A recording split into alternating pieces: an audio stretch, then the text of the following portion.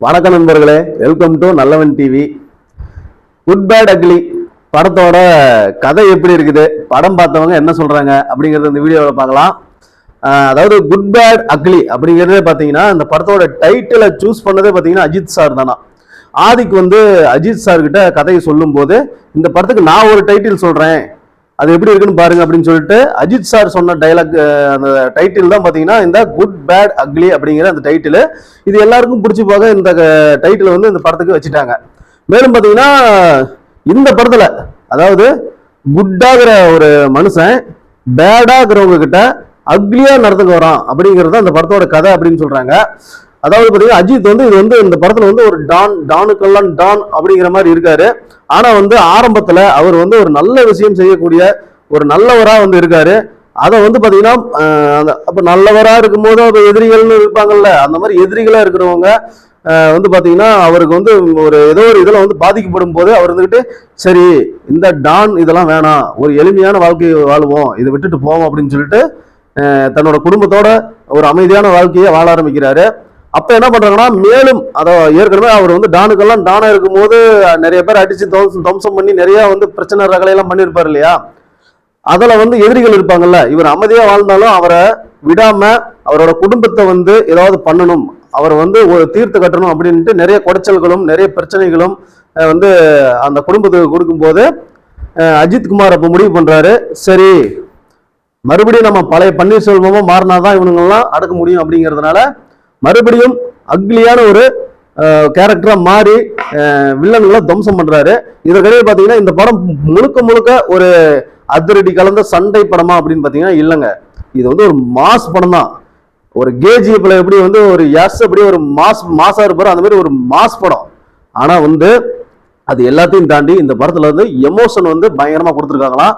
இந்த படத்துல அப்பா மகன் சென்டிமெண்ட் பக்காவா ஒர்க் ஆயிருக்குது அப்படின்னு சொல்றாங்க. அது மட்டும் இல்லாம பாத்தீங்கன்னா இப்ப இந்த கேஜிஎப்ல ஒரு சாங் வரும் பாருங்க, தந்தானே நானே தானின் நானோ தானே நானேனோ அப்படிங்கிற மாதிரி இந்த படத்துலயும் பாத்தீங்கன்னா ஒரு ஃபேமிலிக்குன்னு ஒரு சூப்பரான ஒரு மெலடி சூப்பரான ஒரு சாங் இருக்குதான். படம் பாத்தீங்கன்னா சென்டிமெண்டாவே எல்லாத்தையுமே டச் பண்ணும் அப்படின்னு சொல்றாங்க. சரி, இந்த படத்தை பார்த்துட்டாங்களா, இந்த படம் எப்படி இருக்கு அப்படின்னு கேட்டீங்கன்னா வெளிநாடுகளில் பார்த்தீங்கன்னா டிக்கெட் சேல்ஸே இப்போ ஆரம்பிச்சிட்டாங்க, டிக்கெட் புக்கிங்லாம் போயிட்டு இருக்குது. அதுக்கு முன்னாடி இந்த படத்தை சென்சார் பண்ணுவாங்கல்ல, அந்த மாதிரி சென்சார் பண்ணும்போது அங்கே இருக்கிற முக்கியமான டிஸ்ட்ரிபியூட்டர்களுக்கெல்லாம் அந்த படத்தை சென்சார் பண்ணதுக்கு அப்புறமா போட்டு காமிச்சிருக்காங்க. அதாவது எல்லா படமும் பார்த்தீங்கன்னா இப்போ இருக்கிற ட்ரெண்ட்ல பிஸ்னஸ் கட் அப்படின்னு ஒன்று சொல்லுவாங்க. இந்த படத்துல இருந்து ஒரு முக்கியமான ஒரு அரை மணி நேர காட்சிகள்லாம் முக்கியமான காட்சிகளை எடுத்து அரை மணி நேரமோ 20 நிமிஷமோ அந்த முக்கியமான காட்சிகள் எடுத்து அதாவது பெரிய லெவல்ல டிஸ்ட்ரிபியூஷன் வாங்குவாங்கல்ல, அந்த மாதிரி முக்கியமான ஆட்களுக்கெல்லாம் பார்த்தீங்கன்னா இந்த போட்டு காமிப்பாங்க, இந்த படம் இப்படி தாங்க இருக்குது அப்படின்னு சொல்லிட்டு. அப்பதான் அவங்க பார்க்குற டிஸ்ட்ரிபியூட்டருக்கு ஒரு நம்பிக்கை பணத்தை கொடுத்து அந்த படத்தை வாங்குவாங்க அப்படிங்கிற ஒரு இதில் போட்டு காமிச்சிருக்காங்க. இந்த படத்தை அப்படி போட்டு காமிக்கும் போது அதில் ஒரு டிஸ்ட்ரிபியூட்டர் அவர் என்ன சொல்லியிருக்காருன்னா டைரக்டர் கிட்ட, என்னப்பா 20 நிமிஷம் படத்தை போட்டு காமிக்கிறேன்னு சொன்னீங்க, 10 நிமிஷத்துலேயே முடிச்சிட்டீங்க அப்படின்னு கேட்டிருக்காரு. அதுக்கு டைரக்டர் ஆதிக்கு என்ன சொல்லியிருக்காருன்னா, சார் நீங்க பார்த்தது 20 நிமிஷம் தான் சார், 10 நிமிஷம் இல்லை 20 நிமிஷம் ஃபுட்டேஜ் அப்படின்னு சொல்லியிருக்காரு. அப்படியா, ஆனா படம் போனதே தெரியலப்பா, சர விறுவிறுன்னு போகுது. அதாவது இவர் போட்டு காமிச்சது பார்த்தீங்கன்னா ஃபர்ஸ்ட் 20 மினிட்ஸ் சீன் தான். அந்த அளவுக்கு படம் பரபரப்பா இருக்குது, இந்த லேக் ஆகுறது அதெல்லாம் எதுவும் கிடையாது. சென்டிமெண்ட் காட்சிகள் அற்புதமா ஒர்க் ஆகி இருக்குது அப்படின்னு சொல்றாங்க.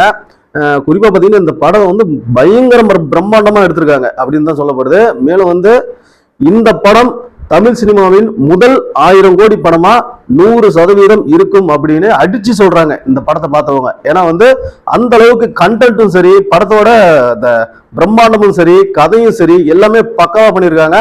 மேலும் பாத்தீங்கன்னா அந்த ஓஜி சம்பவம் சாங்லாம் இப்ப நம்ம ரிலீஸ் ஆகி பார்த்தோம், வேற லெவல்ல ஒரு கூஸ் பம்ப்ஸை உருவாக்கக்கூடிய ஒரு பாட்டா இருக்குது. டீசர் ஒரு பயங்கரமான சாதனை படைச்சிச்சு. அது மட்டும் இல்லாம பார்த்தீங்கன்னா டீசர் பார்க்கறதுக்கே படம் எப்படா ரிலீஸ் ஆகும் அப்படின்னு வெயிட் பண்ற அளவுக்கு டீசரை ரெடி பண்ணியிருக்காங்க. பொறுத்திருந்து பார்க்கலாம். ஏப்ரல் 10 ஒரு மிகப்பெரிய சம்பவம் காத்திருக்குது அப்படின்னு சொல்லலாம். அது மட்டும் இல்லாம தல ரசிகர்கள் இப்போ ஒரு ஃபேஸ்புக்கில் கூட ஒரு வீடியோ பார்த்தேன், அது என்ன ஊருன்னு தெரியல, திருநெல்வேலி எங்கன்னு தெரியல, இந்தியாவிலேயே மிகப்பெரிய கட் அவுட் இந்த குட் பேட் அக்லிக்கு தல ரசிகர்கள் சார்பாக வைக்கிறாங்க. இன்னைக்கு பூஜையும் போட்டிருக்காங்க. அந்த வீடியோ பார்த்தேன். சரி, குட் பேட் அக்லி படத்துக்கு அப்புறம் அஜித்தை எந்த இயக்குனர் இயக்க போறார் அப்படிங்கிற ஒரு கேள்வி எல்லாருக்கும் வந்திருக்குல்ல. கிட்டத்தட்ட அதற்கான பேச்சுவார்த்தைகள் எல்லாமே ஃபைனல் ஆயிருச்சு அப்படின்னு சொல்றாங்க. நிறைய பேர் சொல்றாங்க இந்த அஜித் குமார் அவர்களின் அடுத்த படத்தை வந்து தனுஷ் இயக்க போறார் அப்படின்னு நிறைய பேர் சொல்றாங்க. ஆனா அதற்கான பேச்சுவார்த்தைகள் போயிட்டு தான் இருக்குது.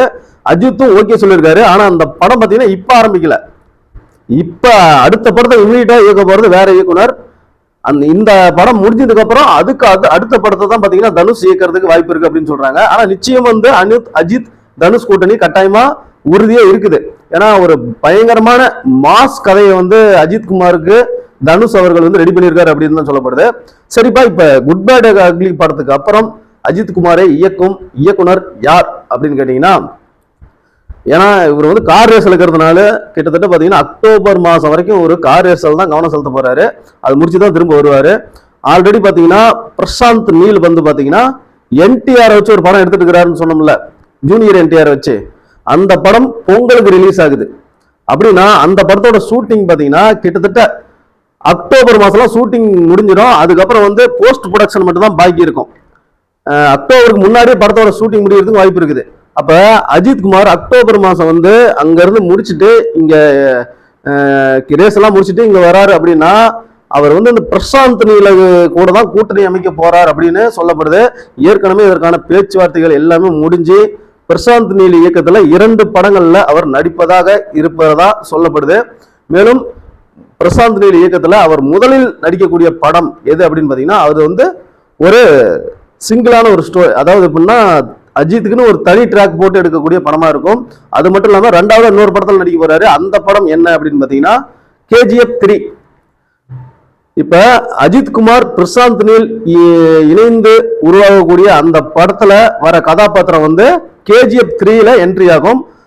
கடைசியா அந்த KGF 2 வந்து நடந்தது இல்லையா, எஸ் வந்து கடைசியா கடல்ல வந்து கப்பல்ல இருந்து கடல்ல இருக்கிற மாதிரி ஒரு சீன் வரும் கிளைமேக்ஸ்ல. அதுக்கப்புறம் அந்த கிளைமேக்ஸ்ல வந்து அஜித் வந்து போய் காப்பாத்துற மாதிரி ஒரு சீன் கிரியேட் பண்றாங்களா என்னன்னு தெரியல. ஆனா வந்து KGF 3யோட கதை அந்த மாதிரி தான் இருக்கும் அப்படின்னு சொல்லப்படுது.